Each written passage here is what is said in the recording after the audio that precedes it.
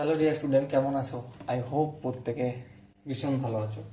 স্ক্রিনের ওপর একটা প্রশ্ন দেখা যাচ্ছে, তাই না? প্রশ্নটাকে পড়বো। কি বলেছে দেখো, একটি সুষম বহুভুজের অন্তঃকোণগুলির সমষ্টি 1440 ডিগ্রি হলে বাহুর সংখ্যা হবে এ বি সি ডি, চারটা অপশন আছে।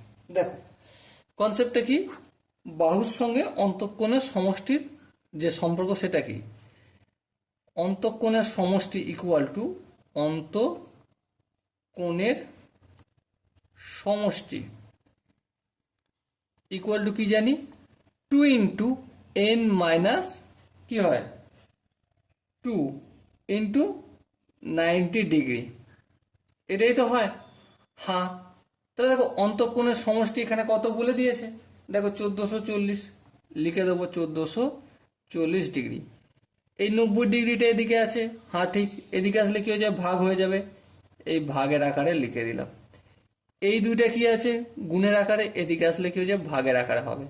তাহলে n-2টা পড়ে থাকলো। এবার দেখো একটু কাটাকাটি করা যায়, হ্যাঁ কাটাকাটি করা যায়। 90কে যদি 10 দিয়ে কাটি, তাহলে এটা 9×10 = 90, আর এটা কত হবে, কত, 144। বেশ, এটাকে কাটবো, 72×144, 9×1 = 9, 8×9 = 72, তাহলে 8 = 9 - 2।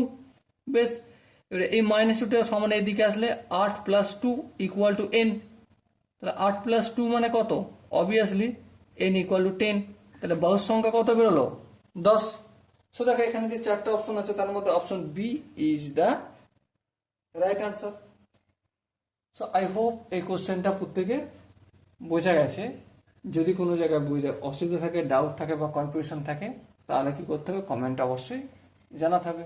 ওকে, সো ডিয়ার স্টুডেন্ট, দেখা হচ্ছে পরবর্তী সেশনে। ততক্ষণ পর্যন্ত ভালো থেকো, সুস্থ থেকো। জয় হিন্দ।